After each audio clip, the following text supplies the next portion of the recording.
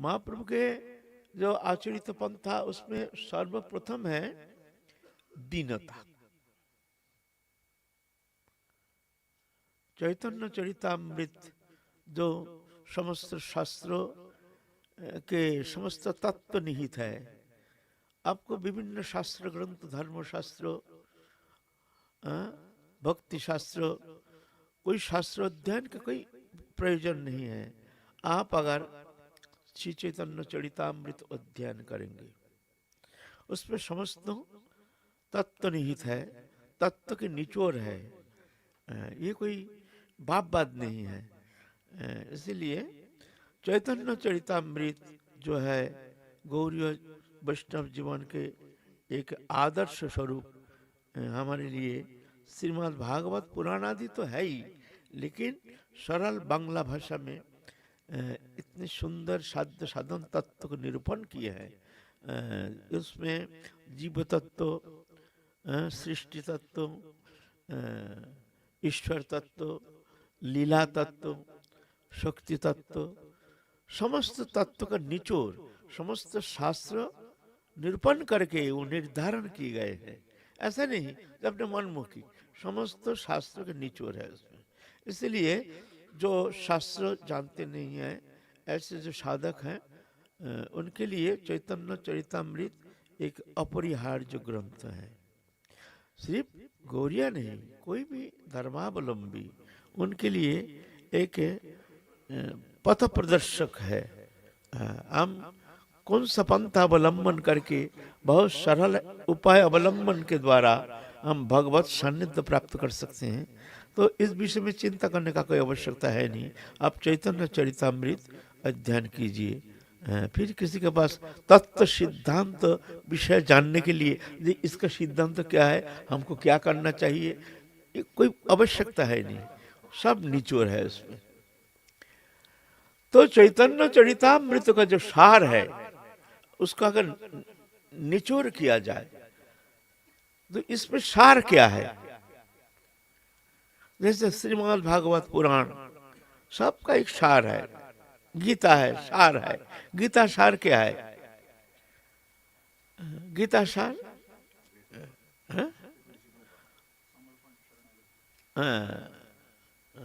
समर्पण, समर्पण तमेव शरणं गच्छ सर्वभावेन भारत, तत्प्रसादात् सर्वधर्मान् परित्यज्य मामेकं शरणं भज। तो ऐसे एक शास्त्र का सार है। एक ही शब्द बार बार कहें, तमेव शरणं गच्छ सर्वधर्मान् परित्यज्य मच्चित्त सर्वदुर्गानि मत्प्रसादात् तरिष्यसि। एक एक शब्द विभिन्न भाषा शब्द के द्वारा उसका ही वर्णन किया गया है। अलग अलग शब्द रूप भाषा के द्वारा उसका वर्णन अलग अलग है, वक्तव्य एक ही है। जैसे श्रीमद् भागवत पुराण में, पुराण का श्रीमद् भागवत पुराण का सार क्या है? श्रीमद् भागवत पुराण का सार है, जब एकादश स्कंद में जब भगवान महाप्रयाण करेंगे, लीला संवरण करेंगे, उस समय उद्धव जी और समस्त मुनि वृंद सब जितना उस समय थे सब गए हैं। जो भगवान अब लीला संवरण करेंगे, दुखद संवाद प्राप्त होकर के सब गए हैं।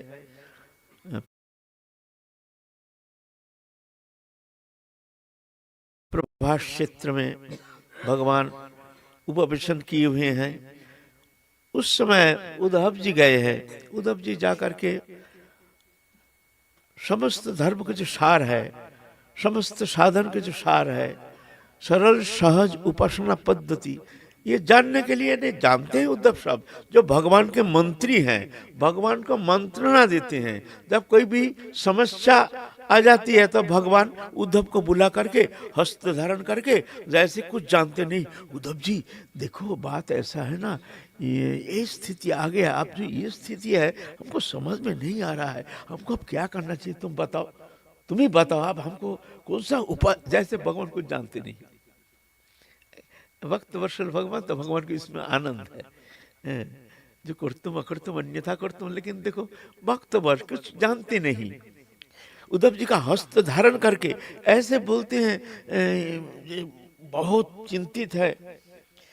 कुरु पांडव को युद्ध लग गया, अब युद्ध में कौन सा पक्ष अवलंबन करेंगे, क्या करेंगे ना करेंगे, क्या होना चाहिए क्या करना चाहिए। उद्धव जी तुम बताओ, इस धर्म संकट में हमको कौन सा उपाय अवलंबन करना चाहिए, तुम बताओ। तो उद्धव जी कहते हैं, जो अच्छा मैं जो समझता हूँ मैं वो कहता हूँ, आप चिंता करके देखो। हाँ हाँ उद्धव जी, आप जो कहा ना ये ठीक है। वही उद्धव आज आए हैं प्रभास क्षेत्र में कि समस्त धर्म शास्त्र का निचोड़ क्या है, जन समक्ष उनके सृष्टि के समस्त जीवों को ये विदित कराने के लिए कि भगवान के मुख निश्चित शब्दों, ये हम तो जानते हैं, सब उद्धव जी सब जानते हैं। बृहस्पति का शिष्य है, जो भगवान को उपदेश करते हैं वो कोई कुछ जानते नहीं है, हैं? भगवान के प्रधानमंत्री, लेकिन लोक समक्ष समस्त सृष्टि के समस्त जीवों के लिए वो तत्व निचोड़ जो है वो विदित करने के लिए उद्धव जी आए हैं। जैसे कुछ जानते नहीं है तो पूछते हैं, प्रभु आप भगवत प्राप्ति के लिए कौन सा उपाय अवलंबन करना चाहिए। तो भगवान ने एकादश स्कंद में ये ज्ञान योग, कर्म योग, ध्यान योग, तंत्र योग, हठ योग, समस्त योग बोल दिए। फिर जाके अष्ट सिद्धि नवनिधि, कौन सा साधन के द्वारा कैसी सिद्धि प्राप्ति होती है, वो सब सिद्धि एकदम माने सब एक साथ एकदम भगवान सब बता दिए हैं, जाओ सब, और कोई पंथा बाकी नहीं है। उद्धव जी देखते हैं भगवान तो ठीक ठीक उनके जो अंतर्निहित अंतर की जो विषय वस्तु है वो ठीक प्रकट नहीं हो रहा है। तो कहते हैं, प्रभु इसके अंदर कोई श्रेष्ठ उपाय, श्रेष्ठ पंथा कुछ है, जिस पंथा सरल सहज पंथा, जिस पंथा अवलंबन करके भगवत प्राप्ति सहज होना संभव है, सहज सरल कुछ उपाय बताइए। तो कहता हाँ ठीक ठीक ठीक, सुनो उद्धव जी, जब भीष्म सरसज्ज में थे उस समय हम और पंच पांडव गए थे उनके दर्शन के लिए।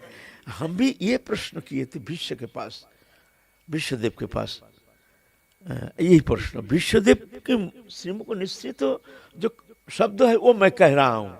तो उस समय भागवत धर्म का भगवान श्रेष्ठता प्रतिपादन करते हैं। भक्ति धर्म, भक्ति ही सबसे उत्तम मार्ग है, सहज सरल सरसतम उपाय है ये भक्ति मार्ग, भक्ति धर्म। तो उद्धव जी जानते हैं, लेकिन उद्धव जी चाहते हैं कि हम भगवान के मुख से सुनना चाहते हैं। भगवान तो थोप देते हैं किसी के ऊपर, कभी तो सूत उबाचो, कभी तो फलाना उबाचो, कभी तो कोई उबाचो, है ना। अब कहते भीष्मदेव उबाचो, भगवान उद्धव जी चाहते भगवान तुम अपने मुख से कहो। अब भीष्मदेव के ऊपर थोप दिए हैं, हम भीष्मदेव के मुख से जो श्रवण किए हैं वो मैं कह रहा हूँ, भक्त को महिमा आगे बढ़ा रहे हैं, तो है भगवत धर्म। फिर उद्धव जी कहते हैं अंतिम, जब प्रभु सब सुन लिया, लेकिन मैं आपके श्रीमुख से सुनना चाहता हूं कि इसके अंदर आप जो पंथा, जो मार्ग आप श्रेष्ठ मानते हैं, सबसे उत्तम आपके विचार से जो श्रेष्ठ मार्ग है, श्रेष्ठ पंथा है, श्रेष्ठ आचरण है, श्रेष्ठ साधन है, आप वो बताइए। आप भगवान देखते हैं हम तो फंस गए हैं, अब तो हमको बोलना पड़ेगा। भगवान को छोड़ दिए, आप बोलो, हम जानते नहीं है सब, भक्ति मार्ग को सब नहीं जानते, आप बोलो कौन सा मार्ग श्रेष्ठ है, कौन सा उपाय श्रेष्ठ है, अपरिहार्य कौन सा उपाय है। तो भगवान कहते हैं अहं ही सर्वकल्प्यानां सदृचिनो मतो मम मद्भाव सर्वभूतेषु कायमन वाक्य वृत्ति भी। ये अंतिम श्रीमद् भागवत का लास्ट श्लोक, यही श्रीमद् भागवत समाप्त। इसके बाद कोई उपदेश श्रीमद् भागवत महापुराण में है ही नहीं। मैं सब में हूं, अहं ही सर्वकल्प्यानां, सदृचिनो मतो मम, ये मेरी मत है। मद भाव सर्वभूतेषु काय मन वाक्य वृत्ति भी, काय मन वचन के द्वारा सब में मैं हूं, ऐसे तुम चिंतन करो, ऐसे तुम धारण करो। ये जो साधना है सब में मैं हूं, ऐसे भावना लेकर के जो उपासना बोलता है, ये सर्वोत्तम साधना है। ये मेरी मत है, भगवान कहते हैं। ये श्रीमद् भागवत का सार है। श्रीमद् भागवत क्यों, गीता भागवत आदि सब एक ही शब्द प्रयोग किए हैं बार बार।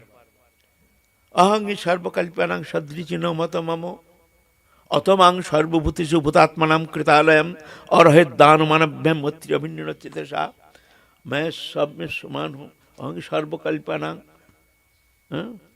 मद्भाव सर्वभूतेषु काय मन वाक्य वृत्ति भी, अथमांग सर्वभूतेषु भूतात्मनां कृतालयं और है दान मानव्यम मत्रि अभिन्न चितसा, मैं सब में, घर में ये जो शरीर देखते हो उसमें घर बना के मैं ही निवास कर रहा हूँ।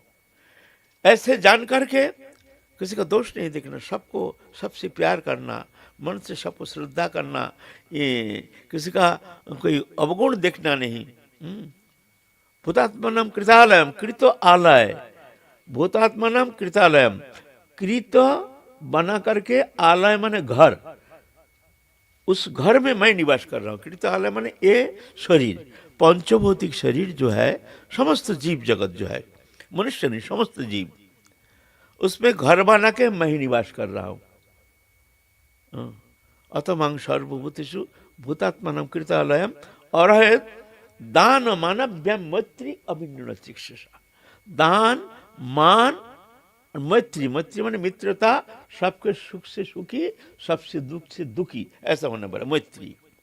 अभिन्न चक्षुषा, अभिन्न माने मैं और सब जीव में जो हूँ मैं ही हूँ, ये जानना अभिन्न मैं ही हूँ। गीता में भी मंच जोप्य विचरण भक्ति जगन सेवते सगुणान समतीत ब्रह्म भूय कल्पते।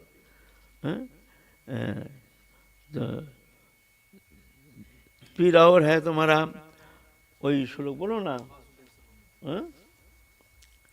ना वासुदेव सर्वमिति ना, गीता में आत्मपन्मन सर्वत्र समं पश्यते जो अर्जुन सुखं यदि व दुखं सहयोगी परममत।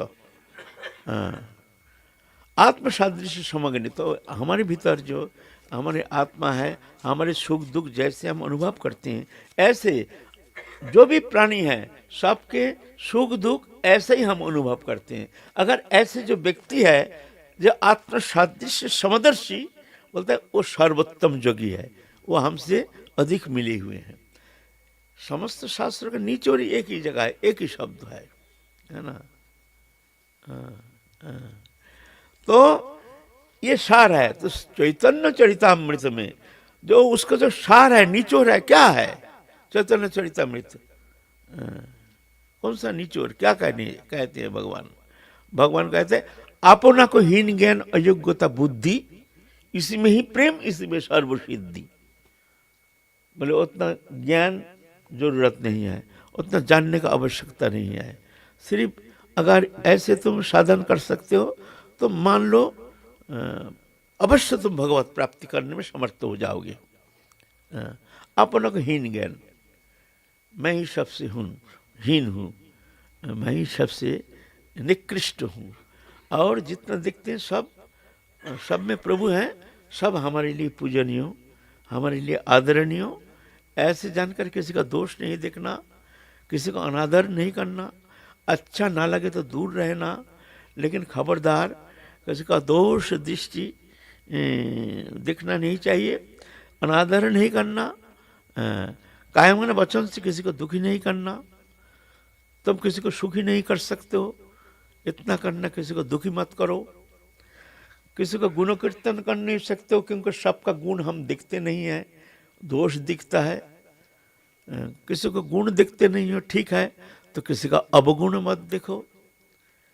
किसी का सबका प्रशंसा हम कर नहीं पाते हैं, क्यों भाई हमारी दोष दृष्टि आ जाती है, ये अच्छा है, सभी अच्छा है, हम क्या करें? बोलते कोई बात नहीं, तुम किसी का गुणानुवाद नहीं कर सकते हो, तुम्हारे ऐसी रुचि नहीं, किसी का निंदा मत करो, इतना करो, निंदा मत करो, इतना करो। हम गुण, उनके गुण कीर्तन सबका निर्विशेष रूप में सबका गुण कीर्तन, ये अच्छा, ये अच्छा, ये अच्छा है, भाई हमसे होता नहीं है, कोई बात नहीं, निंदा मत करो। किसी को हम सुखी नहीं कर सकते हैं, भाई हमारा उतना सामर्थ्य नहीं है सबको हम सुखी करेंगे, कोई बात नहीं। किसी को दुखी नहीं करना, इतना करो, बेकार बात है, इसमें भी हम तैयार नहीं है। किसी को मीठी वचन के द्वारा किसी को चित्त को हम प्रसन्न कर दे, इसमें तो पैसा नहीं लगता है, इसमें तो खर्चा नहीं है। अरे भाई मीठी शब्दों, मीठी व्यवहार, ये तो फ्री गिफ्ट, इसके द्वारा तुम बहुत कुछ प्राप्त कर सकते हो, बहुत कुछ प्राप्त कर सकते हो। मीठी वचन, मीठी व्यवहार के द्वारा एक दुर्जन के चित्त को भी अगर तुम संतोष प्रदान कर सकते हो, ना जाने वो दुर्जन भी ऐसे समय आ सकता है कि तुम्हारे इतने भारी उपकार करेंगे जो कि तुम्हारे परम मित्र भी तुम्हारे ये उपकार तुम्हारे नहीं कर सकते हैं। जो एक दुर्जन, जिसको तुम दुर्जन कहते हो, वो प्रीति के कारण वो तुम्हारे इतना उपकार कर सकते हैं, लाभ बहुत है। लेकिन देखो हम लोग कितना कंजूस है, इतना फ्री गिफ्ट भगवान ने दिया है, इसको देने तो और क्या कष्ट है। नहीं, वो आदमी खराब है, वो बेकार, वो ये दोष है, वो दोष है। अरे भाई तुम्हारा क्या जाता है, तुम्हारे अंदर दोष नहीं है, तुम निर्दोष हो। मोह तंद्रा भ्रम रुक्ष रस परिश्रम असत्य क्रोध आकांक्षा आशंका विश्व विभ्रम उल्लंघन काम वैषम्य लोलता मद मात्सर्य, कितना अवगुण सब जीव में भरा हुआ है। हम दूसरे का दोष देखते हैं, पहले तो अपना दोष देखो, दोष देखो तो अपना, गुण देखो तो दूसरा का। भगवान सब में कुछ ना कुछ गुण अवश्य प्रदान किए हैं, तो दूसरे का गुण देखने का चेष्टा करो, और दोष अपना, हर पग पग में अपना दोष, हम में ये दोष है, हम में ये दोष है। लेकिन हम लोग इतना मूढ़ हैं, इतना मायामुग्ध है, अपना दोष दिखता ही नहीं। बड़ी अजीब बात है। अगर हम अपने जीवन को पर्यालोचना करते हैं बचपन से लेकर के, मैं दूसरे की बात छोड़ दूं, मैं अपनी बात कह रहा हूं, हमको मुंह दिखाने में बड़ा लज्जा होती है। ये मुंह दिखाने लायक नहीं है। अगर एक एक करके विचार करें जो हमने क्या क्या किया है जीवन में, लेकिन मनुष्य हम जैसे इतना मूढ़ हो, फिर भी दूसरा का दोष दिखता है, वो ये किया, वो किया है ना, है ना। तो सपनो नहीं देखे पर दोषा, रामचरितमानस में सपनो, ये अदोषदर्शी, ये गुण अगर आ गया तो मान लो और कोई साधन के उतना अपेक्षा नहीं है। इसके ये गुण अगर तुम्हारे भीतर आ गया तो मान लो तुम बाजी मार दिया। काहारो ना करे निंदा कृष्ण कृष्ण बोले, अजय चैतन्य से जिनी में खेले, निंदाय नहीं को कार्य सबे पाप लाभ, एते कि न करे निंदा महा महाभाग। एकाले जो वैष्णवेर निंदा करे निश्चिंत थाकुक से बुझिबे कत काले ना। ये कितना शब्द कहा है दीनता के ऊपर। रामचरितमानस में भी वही कहते, सच बोलो दीन रहो छोड़ो परधन की आस, ऐसा हरि ना मिले तो जामीन तुलसीदास। तीन गुण कहा है, तीन। सच बोलो, मिथ्या झूठ नहीं बोलना, एक गुण। सच वचन का उस दिन एक दृष्टांत दिया ना, गुरु के पास गए, बहुत सारे अवगुण, गुरु के पास गए, गुरु कहते हैं कंठी ले ले, बोलते बाबा हमारे अंदर बहुत अवगुण है, बहुत पाप करते हैं, कोई ठिकाना नहीं। तो ठीक है, एक हमारे एक आदेश पालन कर ले, एक आदेश पालन कर ले, और जो करना तू जो पाप ताप जो करना कर नहीं दे, कर खूब बढ़िया तरह से, बोले क्या बात है ये? तो झूठ नहीं बोलना। ये बोला ना, उस दिन कहानी सुना है ना, तो उसमें उसका कल्याण हो गया, है ना। एक गुण से उसका कल्याण हो गया, है ना। तो हमारे अंदर कितना अवगुण, कितना अवगुण। साधु ऐसा थोड़ी होता है। साधु कौन? साधा सो साधु। साधा माने क्या? साधा हमारे हमारे वृत्ति जो है, हमारे भोगोन्मुखी वृत्ति जो है, इसको संयमित करके भगवत चरण में मन को सन्निवेशित करने के लिए जो चेष्टा है, इसको कहते साधना। साधा माने प्रैक्टिस करना। क्या? बहिरिंद्रिय और अंतरिंद्रिय, हमारे बहिर्वृत्ति भगवत माने भोगोन्मुखी वृत्ति जो है भाग रहा है, शब्द स्पर्श रूप रस गंध ना, उसको संयमित करने का चेष्टा होता नहीं। मन हमारा मानता नहीं है। क्या करूं? ऐसे कुछ संस्कार जिस कारण हमारे भीतर भोग वृत्ति इतना प्रबल है, जो आप चेष्टा करके भी अपने मन को संयमित करने में हम असमर्थ हो रहे हैं। क्या करो? बोलते इतना करो, तुम्हारे इंद्रियों को समझाओ, जो हम स्वीकार नहीं करेंगे। अब वृत्ति जहां जाता है जाने दो, इतना करो। यहाँ रखा राजभोग, हमारा शुगर है, हम खाएंगे नहीं, बस प्रतिज्ञा करो हम छुएंगे नहीं। तुम्हारा हाथ को संयमन करो, संयमित करो, इतना तो करो। तो इसको कहते साधना। साधना माने प्रैक्टिस। पहले बहिरिंद्रिय संयम, हम वस्तु को स्वीकार नहीं करेंगे।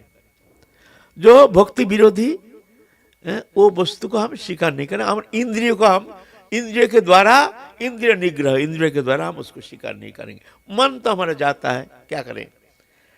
फिर दूसरा है मन को संयमित करने का चेष्टा है, इसको कहते साधना। साधना माने भजन नहीं है। साधना भजन में प्रवेश करने का एक उपाय विशेष। भजन क्या है? भगवत चरण में, भगवत चिंतन में एक तल्लीनता, तन्मयता, स्वाभाविक भगवत चरण में एक सन्निवेशिता, मन एक तन्मयता, अखंड तन्मयता, बिना चेष्टा।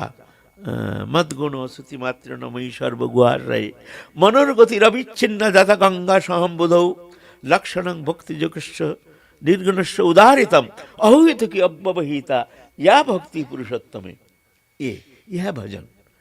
तो पहले साधन, ये साधन करना चाहिए, करना पड़ेगा। साधन भजन नहीं है। साधन भजन में प्रवेश करने के लिए एक उपाय विशेष है ना। सिर्फ साधन से होगा नहीं, सिर्फ भजन से होगा नहीं, दोनों का संयोग चाहिए। पहले साधन और फिर भजन। सिर्फ भजन करने का कोशिश करते हैं, लेकिन साधन नहीं, तो मन हमारा कभी इस तरह से संयमित होकर के भगवत चरण में वो तल्लीनता आना संभव नहीं है।